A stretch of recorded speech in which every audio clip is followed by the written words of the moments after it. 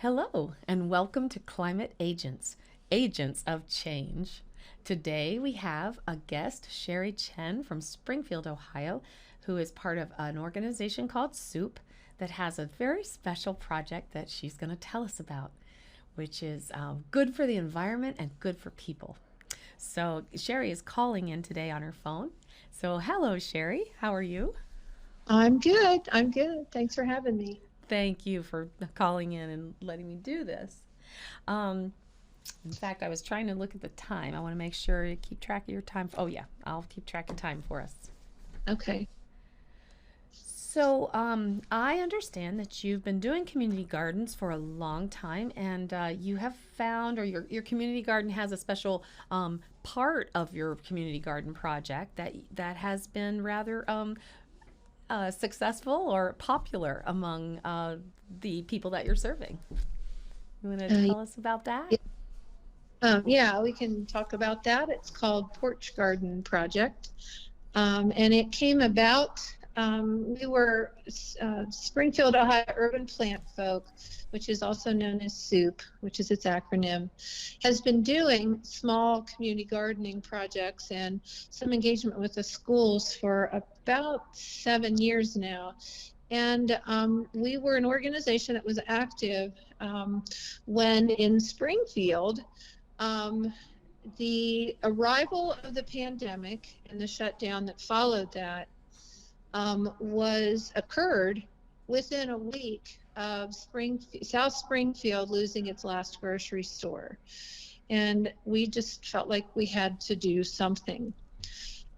So we set up something called Porch Garden Project. And in Porch Garden Project, what we do is that we fill, it's grown, we're in year 5 now, and we started out with fewer than these, but our current total is that we plant approximately 800 grow bags, 5-gallon plastic grow bags with some quality soil from Ohio Earth Food, their potting mix. We grow all of our own seedlings in a local greenhouse, and we transplant the seedlings into those bags. We set up registration, and this is open to South Springfield residents. It is focused on getting, its initial focus was just to get some access to fresh vegetables in the hands of as many families as we could. Mm-hmm. Uh, we open it up and we'll take in up to 100 families. We usually get somewhere in the 80s, but then what happens after that is that all of our volunteers and people that signed up late, they come and get bags.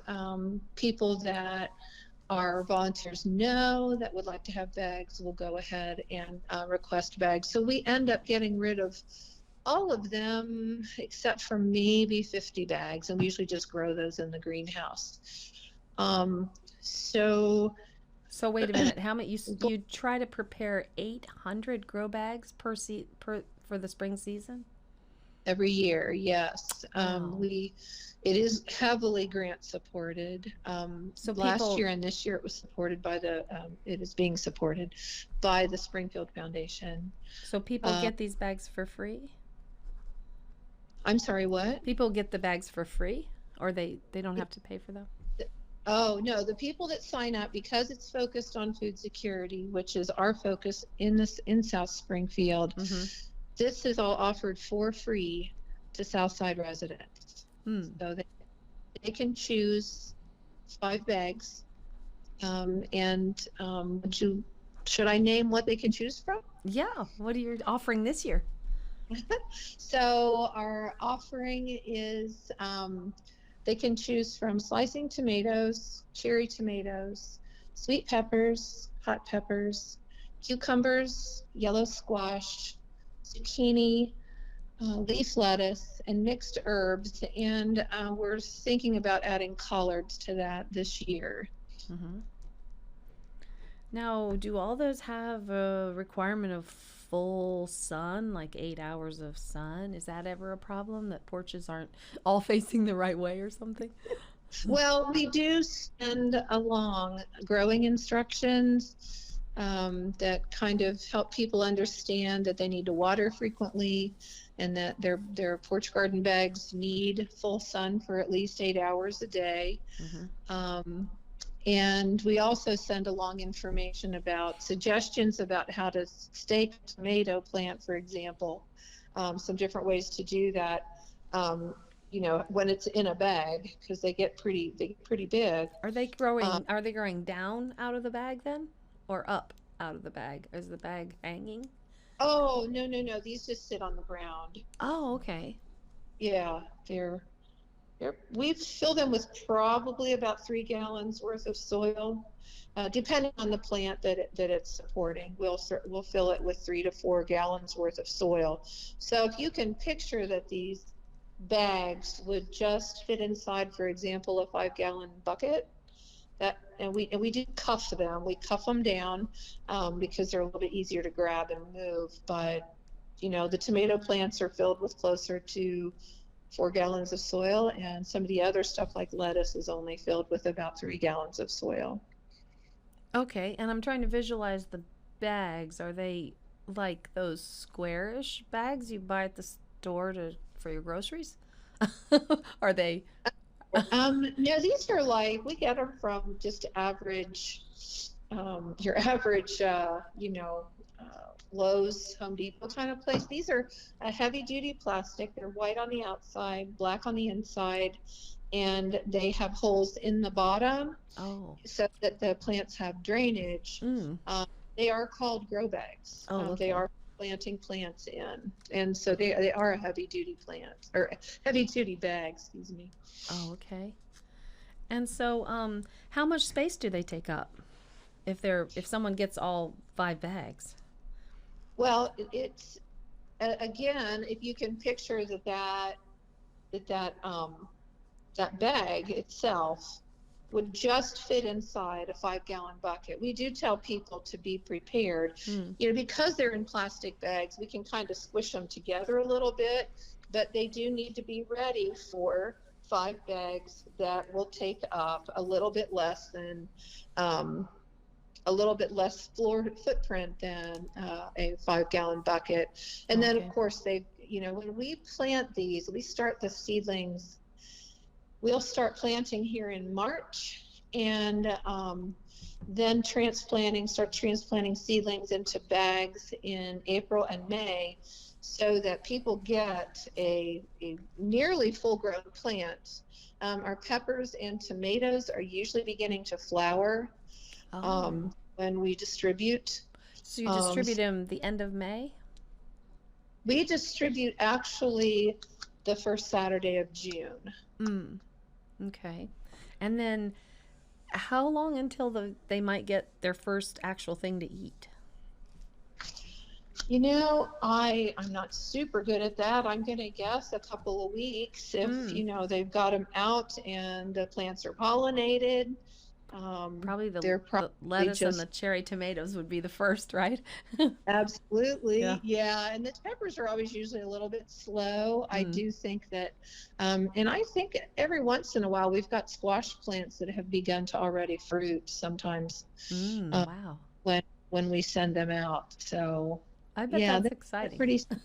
I mean, that's exciting for someone to get a plant that's already making food and not have to wait, while it germinates invisibly. Um, Yes, exactly, so you were exactly. you were telling me that something you liked about this project was it brings in people who maybe wouldn't otherwise have access to a community garden or have the physical or time capability to part. Absolutely.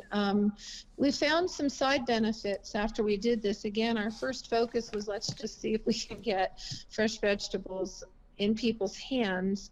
But we found several side benefits. And the main one, I think, is that it helps people who either don't have the time to participate, full on in a community garden plot, or they don't have reliable transportation.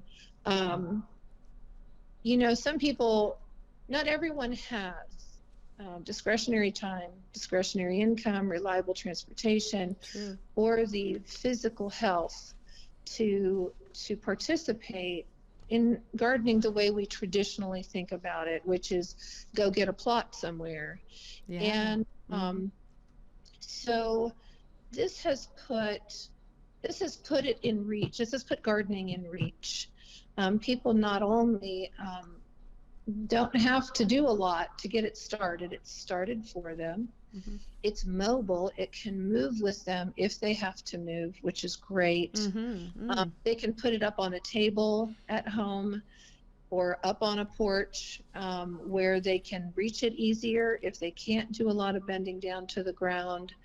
Um, and it really has kind of served to be a nice little intro to gardening where people can be pretty much guaranteed success. Mm-hmm. We've paid close attention to the soil that we use to make sure that there's enough nutrition in it to get that vegetable plant clear through one whole production season. Mm. And they do. We do ask for feedback. So, and it's kind of really been a great side benefit. And I learned once from a supervisor of mine that if we can give people the opportunity to, if we present something that requires a big leap, that requires big leaps to accomplish, most people will look at that and either say, I can't do that, or they'll start to try. And if they fail, they'll drop out. And if we can provide opportunities in little steps, then that guarantees more success, more participation, and more probability that people will come back. And people do come back to Porch Garden Project. We have people that ask, when is it coming? So it's been successful that way too. Mm-hmm. I think that's just great. And do people, how about at the end of the cycle? What happens to all that good soil? Or do, do you pick them back up? Thought about that, and we are so tiny. I Yeah. would love to see it all get recycled. Mm-hmm. The plastic recycled, the soil recycled. We do recycle our soil in that we use in the greenhouse, Mm-hmm. and mix it with no. Porch garden soil is fresh every year, Mm-hmm. but when we're doing like we plant winter greens in big pots in the wintertime for winter production in the greenhouse, and we will reuse soil for that and then cap it with some fresh soil that has a lot of nutrition in it. But unfortunately, we do not have the capacity to collect all that. And so it goes wherever Yeah. it goes. How I many mean, how many people make this happen? How many people do you really have working doing the work? well, soup is only 4 people strong, and we're all women. And but we have a greenhouse crew. I'm going to say of about maybe 7 or 8 people.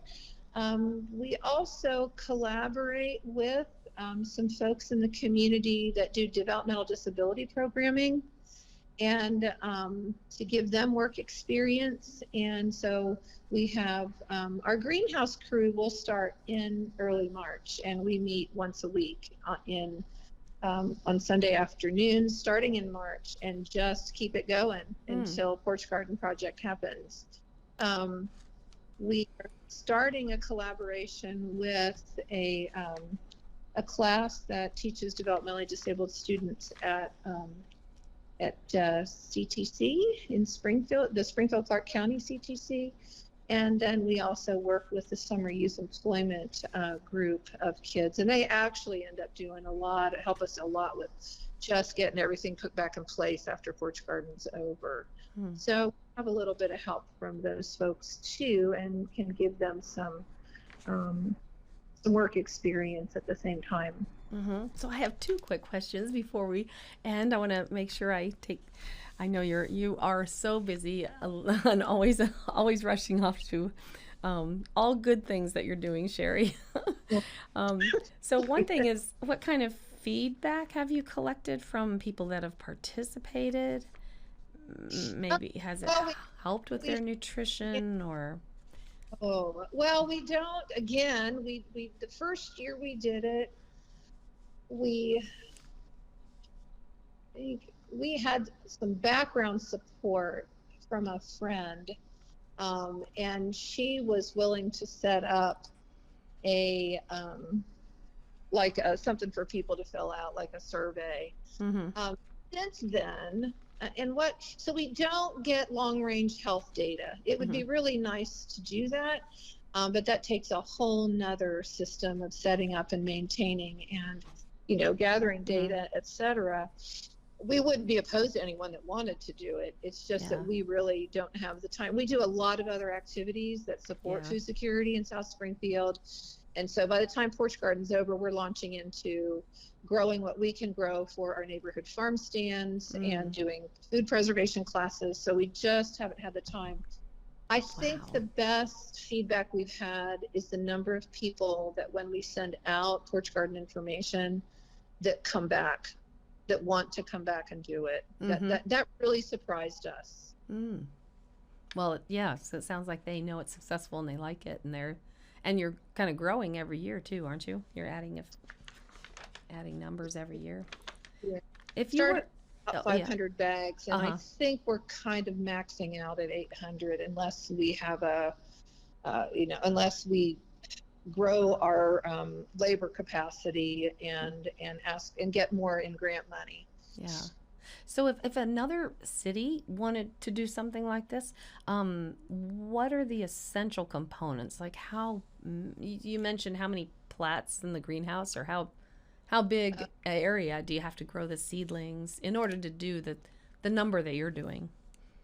well, we are fortunate in that we're leasing greenhouse space, and you do either have to have a space to start your seedlings early enough and enough of them Mm-hmm. that you can have almost a full grown plant by the time people pick them up in June. Mm-hmm. And so you do need growing space and the capacity to start all your seeds, and that requires either heat mats or the capacity to warm your environment. Oh. But you could also purchase your seedlings and plant them in some way. I haven't explored that because we always grow all of ours. Mm-hmm. But you just have to have a way to produce or access seedlings. And then, of course, the ability to access quality soil in your grow bags. And then communicate with the community. And that's kind of it. It's not easy for me to say, but it's not that complex. Mm-hmm. Well, it sounds like a lot of a lot of coordination with the different parts and timing and stuff. Um, Yes. but the grant, do you have any idea of the like cost per bag or cost per person that the grant would need to supply? If somebody was thinking of doing this in their own locale, they'd have to have sort of at least a ballpark figure of how much money do we need to buy soil Yeah, and buy yeah. seed So and for us to get, we have a lot of the infrastructure already, oh right. which is Hmm. the flats and the cell packs. And by the time that, the soil itself Hmm. is in the neighborhood of $3,000 to $4,000 to get enough soil, quality soil to fill the bags. Bags are in the neighborhood of about 300 to 400, Hmm. and then your seed is going to be a couple $100. So given that you have the infrastructure, you're looking at 5,000 ish. Mm-hmm. We usually shoot for a little bit more than that when we request, but again, we have infrastructure Mm-hmm. present. So But that's just another consideration people have to look at. yeah, but you Uh, mentioned something before. Other places could look around for greenhouses that aren't being used. Like some oh, people have greenhouses that are just sitting there and they might rent them or let people use them for projects like this. absolutely. Absolutely. That's what we're doing. That's, well, thank you so much for what you're doing. You are making the world a better place and you are Thank- an agent of change, which is what this podcast is about. Well, So, thank you. is there anything else you wanted to say before I close? Not that I can think of, but Okay. thank you Well, for the opportunity for us to share, and people could, I don't know if people want to know more. You could give my contact email maybe. You could That you can send it to me and I'll put it on the tag in the show notes. I'll put it in the show notes so they can see how to okay. contact. Yeah. And Okay, that's great. yeah, and SOUP again stands for what? SOUP Spring. Springfield, Ohio, urban plant folk, and plant folk is one word. Oh, that's nice. Plantfolk. Yeah. And you've been a plant folk all your life, I think. Every time I've seen you, you're doing something with your hands in the soil. Well, that's where the most fun is. Okay, well, thank you so much, Sherry, for taking the time to tell us about this great project. And it's just wonderful. It sounds like it's a good way to bring nutrition into food deserts Hmm. and to people who really you give them the joy of gardening with, by overcoming some of those barriers. Yes, yes. And I guess I forgot to mention too that we have quite a few people who are elderly that take advantage of this. Mm-hmm. Mm-hmm. Allows them to do some of that stuff they used to do when they were younger, and it's nice that they get to do it again. Yeah. So, yeah, thank you, Karen. I appreciate the opportunity. Thank you. And thanks everyone for stopping by Climate Agents, Agents of Change.